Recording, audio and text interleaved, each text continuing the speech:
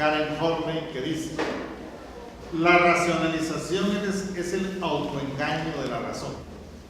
Comienzo entonces. Saludo e introducción. Es para mí un alto honor compartir con ustedes esta comunicación en el marco de la celebración del Día Mundial de la Filosofía. Agradezco especialmente la invitación de la directora del departamento para unirme a dicha celebración. Aprovecho para hacer memoria, al igual que lo hice hace un año, de 3 personas que conocí aquí y cuya humanidad han dejado una honda huella en mí. Me refiero a Luis Roberto Lara Rocha, un maestro, un padre, un amigo; a Leopoldo Sosa, compañero y amigo; y a Israel González, también compañero y amigo, con quienes compartí tantos momentos gratos en estos pasillos. Y lo hago así, pues aunado al conocimiento en este departamento, surgieron esas relaciones personales, cumpliéndose lo dicho por Buber: el yo solo es un yo en presencia de un tú.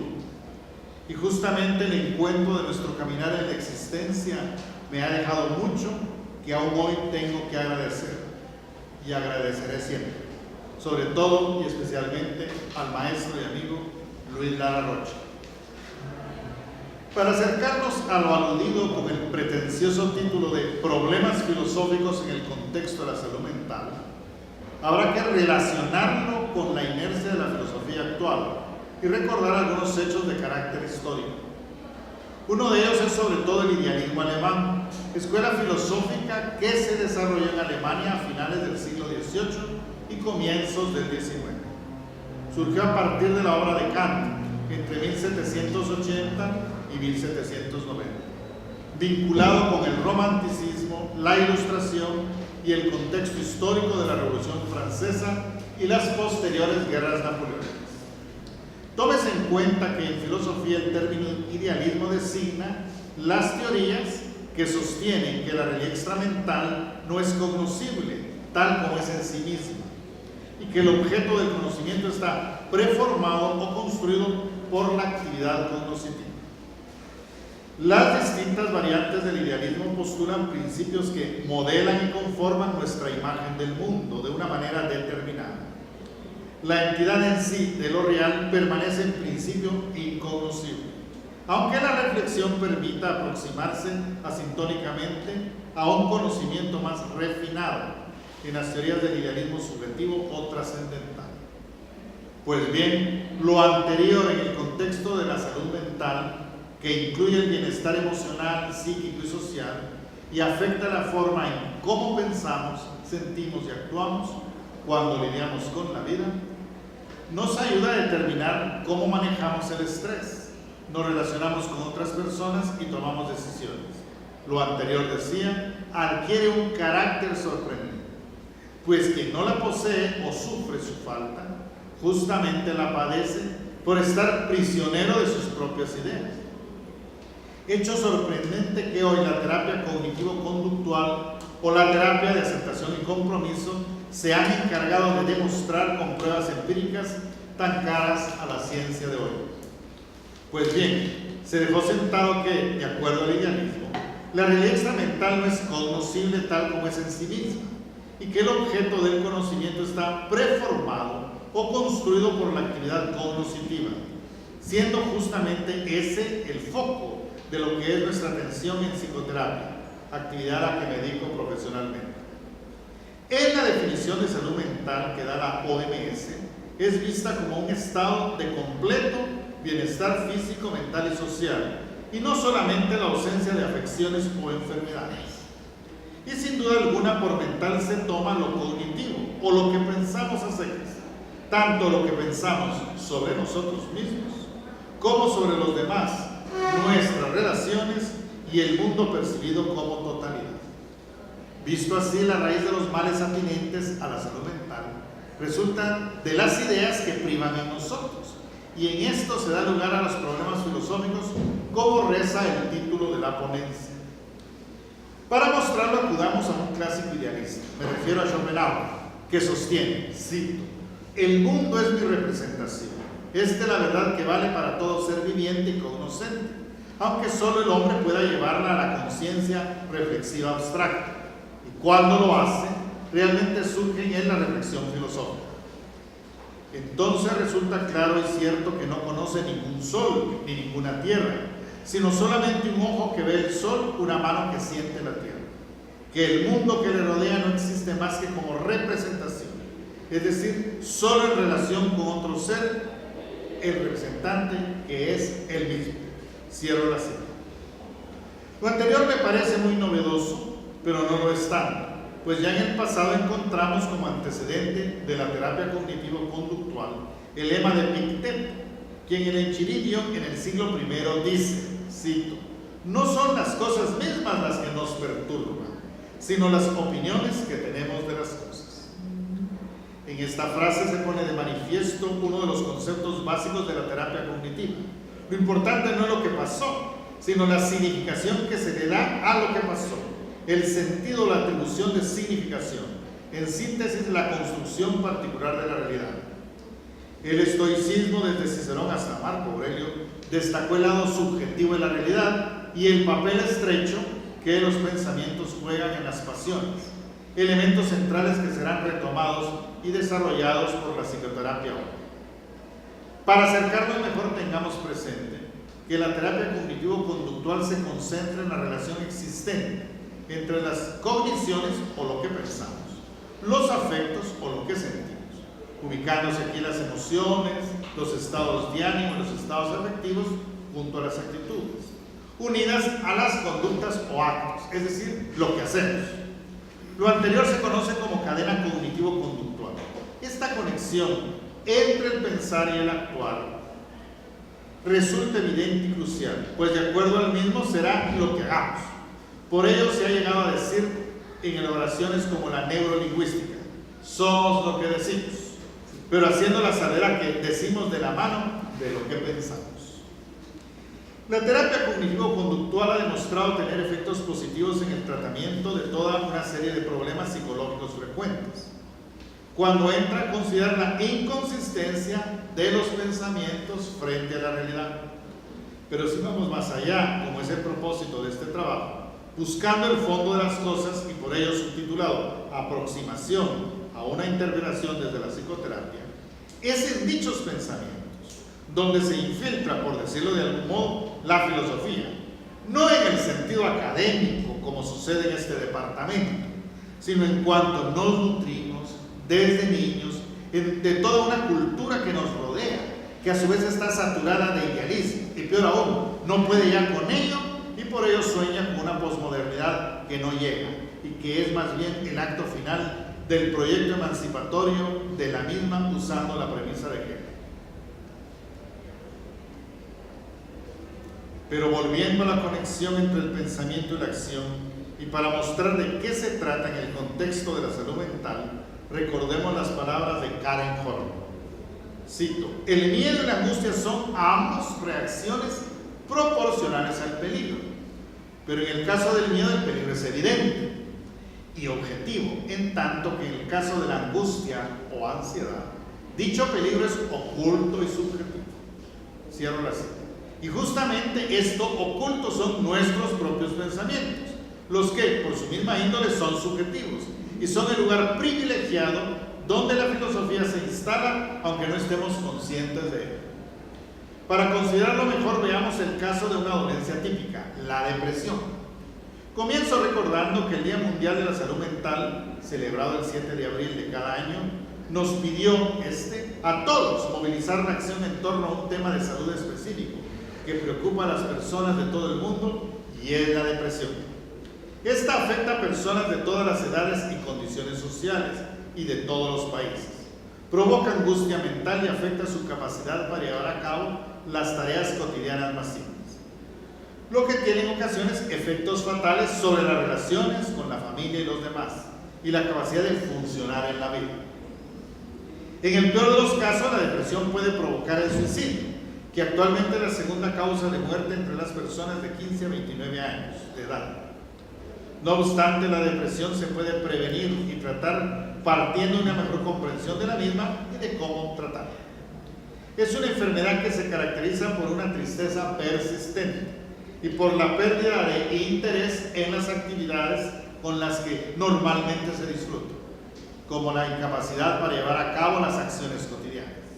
Además, las personas suelen presentar varios de los siguientes síntomas: pérdida de energía, cambios en el apetito, necesidad de dormir o más o menos de lo normal, ansiedad, angustia, disminución de la concentración, indecisión, inquietud, sentimiento de inutilidad, culpabilidad o desesperanza y pensamientos de autolesión y suicidio. Ahora bien, siguiendo el caso clínico de la depresión y usándolo para probar nuestra tesis, cabe formular la pregunta sobre el papel que en dicho cuadro clínico juega la filosofía. Esa que aquí estudiamos y que para algunos es parte de la propia vida. Conviene por ello precisar dicha conexión y este es un primer intento de hacerlo.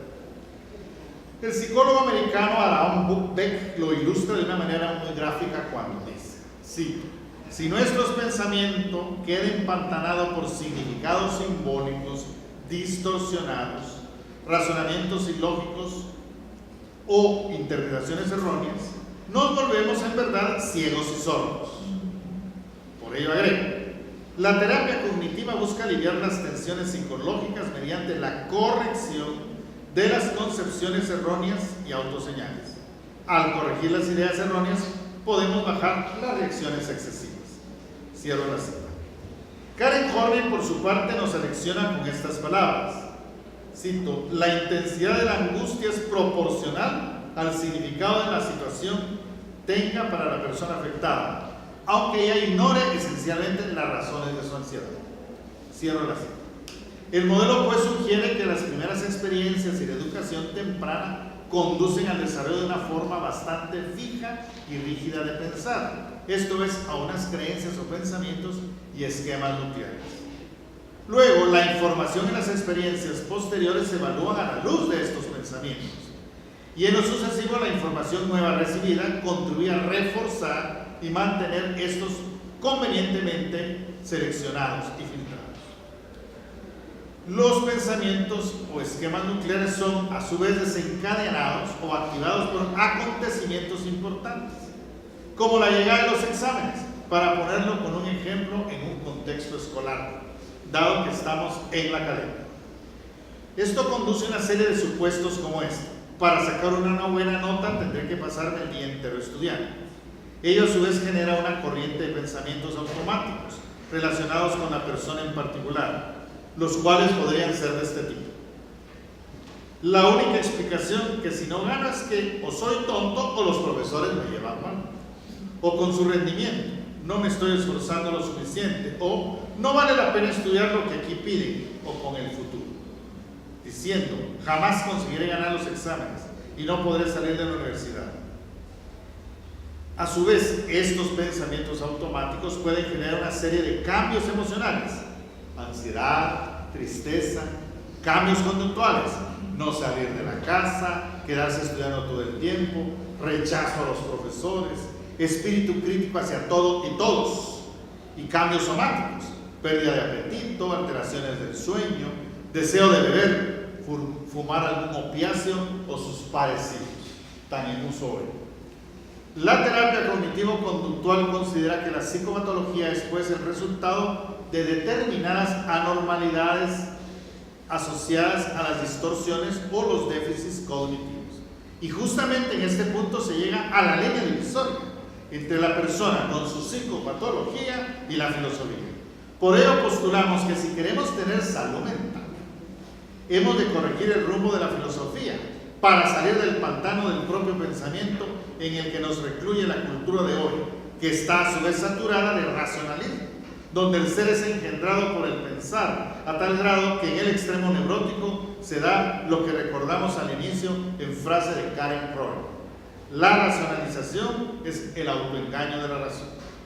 Pero se trata de la razón extraviada, encerrada en el cerco de su propia inmanencia subjetiva en frase de Derrida, que ha perdido de vista su objeto natural de jure, es decir, el ser real. Por ello podemos decir que la psicoterapia cognitiva será el cuidado y cura del espíritu mediante la razón. Podríamos traducir esto a un lenguaje más fluido diciendo que es un procedimiento mediante el cual se puede conocer mejorar, curar y cultivar el alma humana.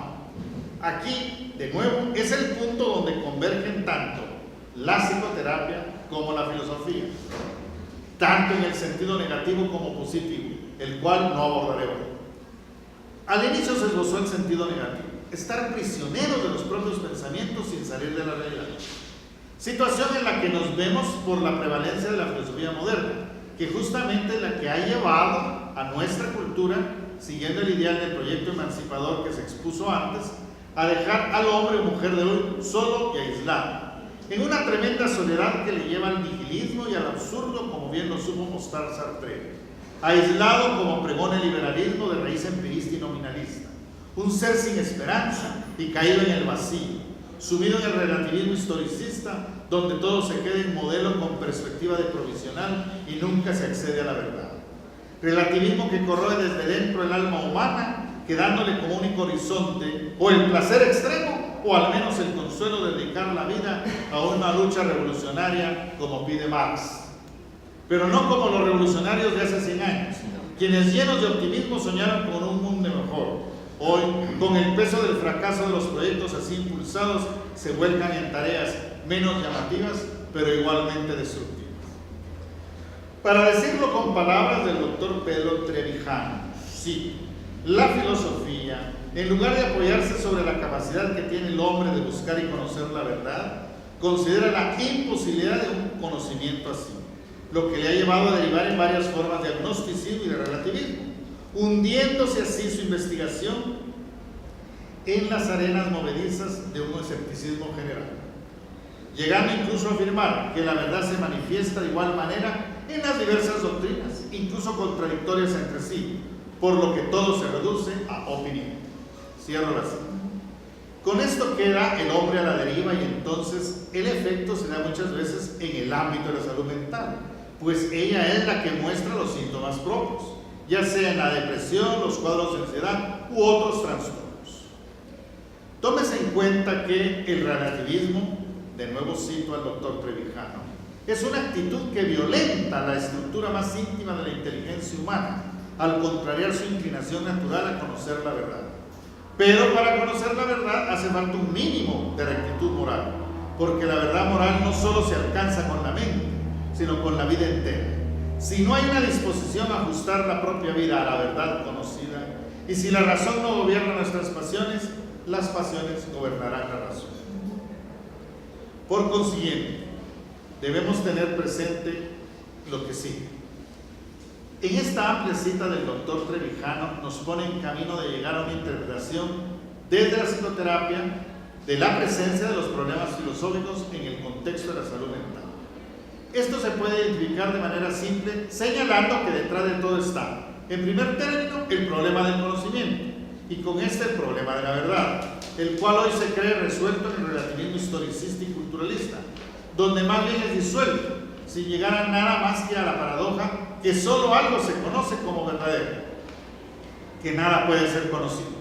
Y sí, como sucede hoy, la cultura está hundiéndose así en esta investigación filosófica, en las arenas movedizas de un escepticismo general, queda el hombre sin un respaldo para su propia vida, y esta, como es natural, entra en una crisis de sentido o vacío existencial, para usar la conocida fórmula del psiquiatra Víctor Frankl, en la que todo se reduce a opinión, o para decirlo con expresión más elegante, al uso en ambientes intelectuales, a modelos conceptuales con igual validez. Urge, pues, desde la óptica de la salud mental, volver la mirada a los problemas filosóficos fundamentales como el señalado, el cual no es el único, pero quizás sea el primero y primario, resolverlos o enfrentarlos, pero no desde el eterno retorno en el que nos encontramos con el racionalismo tal y como se ha desenvuelto, incluso con la aparente salida de la fenomenología, como en el mito de Sísifo, que sube para volver a caer, o como en el caso de quienes impulsan la noria dando vueltas y vueltas para moler lo mismo y obtener lo mismo. Ya Einstein decía que la locura es hacer lo mismo y esperar resultados diferentes. Otro tema es ajustar nuestras propias pasiones a la verdad conocida. Esta es otra manera de decir que hemos de desarrollar la inteligencia emocional. Pero si dicha verdad no está al alcance, de nuevo nos perdemos. Lo que hoy no nos extraña, pues, que se sufre junto a la depresión y a la ansiedad señaladas de muchos males, como las adicciones, las fobias, las compulsiones y muchos otros trastornos de personalidad. Ya el filósofo Botila señaló, cito, la cultura debe cultivar al hombre y a cada hombre en toda la extensión de un humanismo integral y pleno, en el cual todo hombre y todos los hombres sean promovidos a la plenitud de cada dimensión humana.